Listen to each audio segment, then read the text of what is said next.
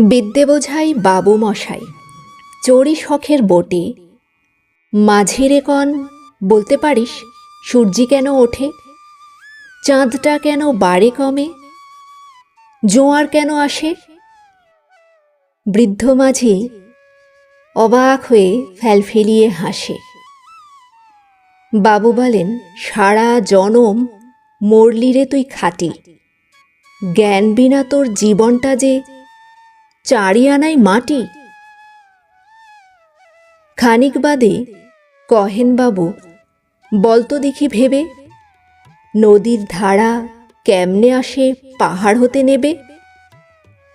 বলতো কেন লবণ পোড়া সাগর ভরা পানি? মাঝি সে কয়, আরে মশাই অত কি আর জানি? বাবু বলেন, এই বয়সে জানিস নেও তা কি?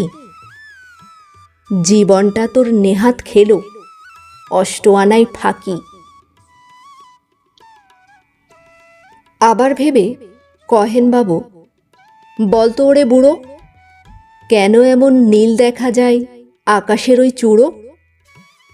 বলতো দেখি সূর্য চাঁদে গ্রহণ লাগে কেন?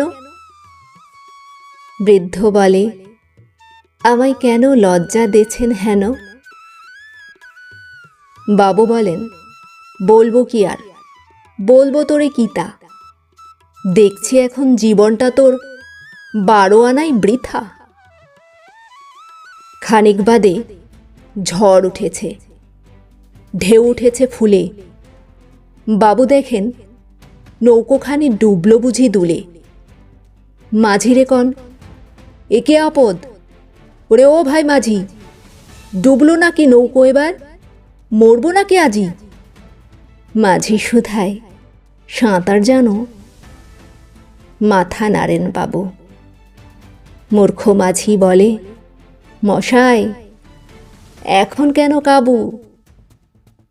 বাঁচলে শেষে আমার কথা হিসেব করো পিছে, তোমার দেখি জীবনখানা 16 আনাই মিছে। ভিডিওটি ভালো লাগলে একটি লাইক দিন। এমন আরও ভিডিও পেতে আমার চ্যানেলটি দয়া করে সাবস্ক্রাইব করুন।